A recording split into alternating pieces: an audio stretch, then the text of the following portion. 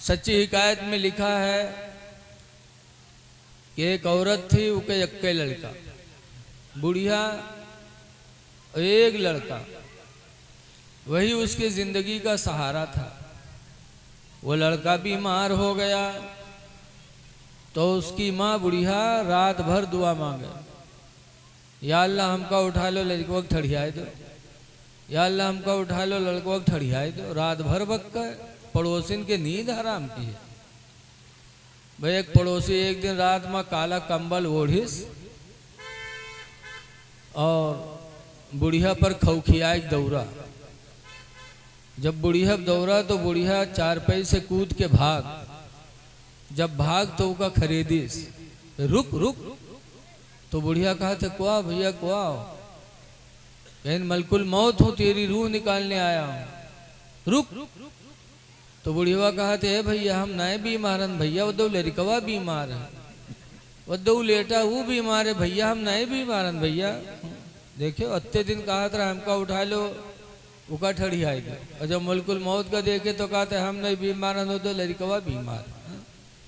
मरना कोई नहीं चाहता, लिहाजा है लोगों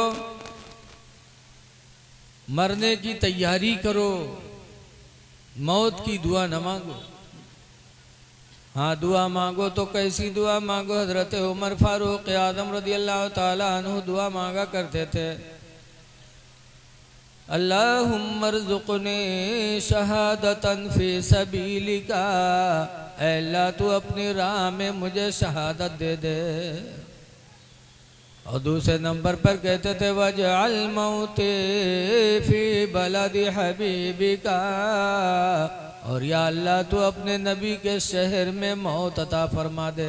सुभान अल्लाह सुभान अल्लाह। मदीने में मरने की दुआ हजरत उमर फारूक आजम ने मांगी है। बेशक।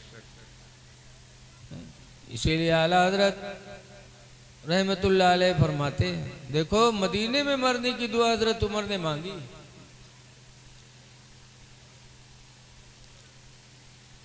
मक्का में मरने की दुआ क्यों नहीं मांगी? मक्का में तो खाने काबा है, मकाम इब्राहिम है, अरफात है, सफ़ा मरवा पहाड़ियाँ हैं। मक्का में मरने की दुआ नहीं मांगी, मदीने में मरने की दुआ मांगी, क्यों? इसलिए कि हुजूर की हदीस जानते थे, हुजूर ने फरमाया है मम्मा तफिल मदीना, जो मदीने में मरा ईमान के साथ, फ़कुन्तु लहू यौमल क़ियामति शाफ़िअन व शहीदा, तो क़यामत के दिन मैं उसकी शफ़ाअत भी करूँगा और उसके ईमान की गवाही भी दूँगा। सुभान अल्लाह सुभान अल्लाह। मेरे नबी शफ़ाअत करेंगे। इसीलिए आला हज़रत इमाम अहले सुन्नत मदीने के बारे में फरमाते हैं कि तैबा में मर के ठंडे चले जाओ आँखें बंद। सुभान अल्लाह। तैबा में मर के ठंडे चले जाओ आँखें बंद, और सीधी सड़क ये शहर शफाअत नगर की है। सुभान अल्लाह सुभान अल्लाह। बेशक। मदीने में मरने वाले के लिए मेरे नबी शफाअत करेंगे। एक हदीस में है, और किसके लिए शफाअत होगी? हदीस पाक में अन जाबिर क़ाल क़ाल रसूलुल्लाह सल्लल्लाहु अलैहि वसल्लम, हजरत जाबिर से रवायत है, फरमाते अल्लाह के नबी ने इरशाद फरमाया मन क़ाल हीन यस्मउ निदा, जिसने अजान सुन करके अजान की दुआ पढ़ ली, अजान सुनी और अजान सुनने के बाद कहा अल्लाहुम्मा रब्बा हाज़िहि दावति ताम्मा, अजान सुन करके बाद अजान की दुआ पढ़ ली तो हुज़ूर फरमाते फ़कुन्तु लहू यौमल क़ियामति शाफ़िअन व शहीदा, तो क़यामत के दिन मैं उसकी शफ़ाअत करूँगा और उसके ईमान की गवाही भी दूँगा। सुभान अल्लाह सुभान अल्लाह। अज़ान के बाद दुआ पढ़ने वाले की शफ़ाअत मेरे नबी करेंगे। बेशक। एक और सुनो, हुजूर फरमाते मन हफिज़ अला उम्मती अर्बईना हदीसा, जिसने मेरी उम्मत को 40 हदीस पढ़ के सुना दिया, फी अम्री दीनिहा, जिन हदीसों में दीनी अहकाम थे, नमाज रोज़ा का हुक्म था, उन हदीसों को पढ़ करके जिसने मेरी उम्मत को सुना दिया, तो हुज़ूर फरमाते बासहुल्लाहु फ़क़ीहन यौमल क़यामा, तो अल्लाह ताला उस हदीस सुनाने वाले को क़यामत के दिन फ़क़ीह बना के उठाएगा। सुभान अल्लाह, सुभान अल्लाह। फ़क़ीह बना, फ़क़ीह मुफ्ती।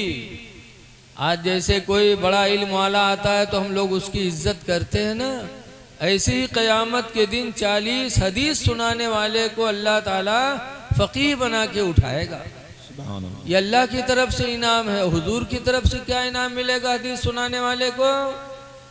हुजूर फरमाते वकुन्तु लहू यौमल क़ियामति शाफ़ियन व शहीदा, और मैं उसके लिए क़यामत के दिन शफ़ाअत भी करूँगा और उसके ईमान की गवाही भी दूंगा।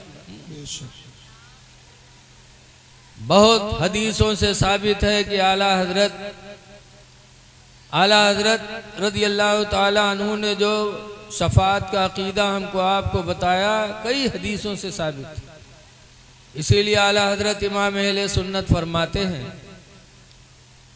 कि उसवत दी है खुदा ने दामन महबूब को। सुभान अल्लाह, सुभान अल्लाह। बेशक उसवत दी है खुदा ने दामन महबूब को, जुर्म खुलते जाएंगे और वो छुपाते जाएंगे। सुभान अल्लाह, सुभान अल्लाह। कई हदीसों से। लेकिन आज कुछ लोग हैं जो नबी की शफाअत का इनकार करते हैं। एक जगह तकरीर कर रहा था तो एक साहब खड़े हो गए, कहें मौलाना कहा शफाअत शफाअत बक्कत हो, कुरान में तो लिखा है मंजल लजी असफो। तुमको मंजल लजी असफो, कहीं हाँ कोई कोई शफाअत न करे। तुमने कहा और आगे पढ़ो, आगे क्या लिखा है? जज़ाकल्लाह। तो कहते हम वहाँ हाफिज थोड़ो हैं जो तुमको पूरा कुरान सुने। हमने कहा हाँ, तुमको आधी आयत रटाई गई है, अगर पूरी आयत रटाई जाती तो तुम गुमराह न होते। जी बेशक बेशक। तुम्हारा अकीदा न बिगड़ता। अफसोस कि तुमको आधी आयत रटाई गई। आयत कतर कतर के तुमको बताया गया। ऐसे एक जगह तकरीर हो रही थी कि नमाज पढ़ो बेनमाजी जहन्नमी है, तो एक साहब खड़े हुए के कहने रहे मौलाना कहा बक्कत हो, नमाज न पढ़ने वाला जहन्नमी कहा तो, और कुरान में तो लिखा है या अय्युहल्लज़ीना आमनू ला तक़रबुस सलाह, ऐ ईमान वालो नमाज के करीब न जाओ। कुरान कहता नमाज के करीब न जाओ, तुम कहते तो नमाज नहीं पढ़ोगे जहन्नम में जाओगे। तो हम कहा और आगे क्या लिखा है? तो वह यही बात बताए, इसके हम पूरे कुरान के हाफिज थोड़ो। हमने कहा अगर तुमको पूरी आयत याद होती तो तुम ये बोली न बोलते। अल्लाह ताला ने नमाज के करीब जाने से कब मना किया? अल्लाह फरमाता है या अय्युहल्लज़ीना आमनू ला तक़रबुस सलाह, ऐ ईमान वालो नमाज के करीब न जाओ। कब? वअंतुम सुकारा, दरा हाले कि तुम नशा में हो। बेशक बेशक। नशा में हो तो नमाज के किनारे न जाओ, वरना अल्लाह जाने का बक्को हुआ। नशेड़िन के का हाल है, कहूँ नालिम मूर्खों से पड़े हैं, कहूँ टराली में यह लटके पड़े हैं। नशेड़ियों का कौन ठिकाना? तो अल्लाह ने फरमाया नशा की हालत में हो तो नमाज के किनारे न जाओ। ऐसे अल्लाह ने फरमाया कौन है जो अल्लाह के नजदीक शफाअत करे? कोई नहीं करेगा। लेकिन आगे अल्लाह फरमाता इल्ला बिइज़्नी, मगर खुदा की इजाजत से। अल्लाह जिसको इजाजत देगा वो शफाअत करेगा। आज हालात बड़े गड़बड़ हैं मेरे भाई। आज ईमान के लुटेरे बहुत हैं। अब आज तो ईमान पर डाका मोबाइल के जरिए डाका डाला जा रहा है। जी जी जी जी। मोबाइल पे तरह तरह की बातें लोग डालते हैं, बात अपनी मन की लिखते हैं। आज लोग मोबाइल पे अपने नफ्स की बातें लिखते हैं, अपने मन की बात, और आखिर में लिख देते हैं अल हदीस, अल कुरान। अब उसको देख करके आदमी बहकता है कि अरे कुरान में ऐसा है, हदीस में ऐसा है। ऐ लोगों, मोबाइल की बातों पे भरोसा मत करो। जब मोबाइल पे ऐसी कोई बात आए तो अपने मस्जिद के इमाम से मिलो, मदरसे के आलिम से मिलो कि हदीस कुरान मोबाइल में ऐसा आया, क्या है ऐसा? बड़ा फितने का ज़माना आया है। आज रसूलुल्लाह की शफाअत से इनकार करते हैं। आयत कतर कतर के सुनाएंगे। अब आयत कतरेंगे तो ईमान रह जाएगा।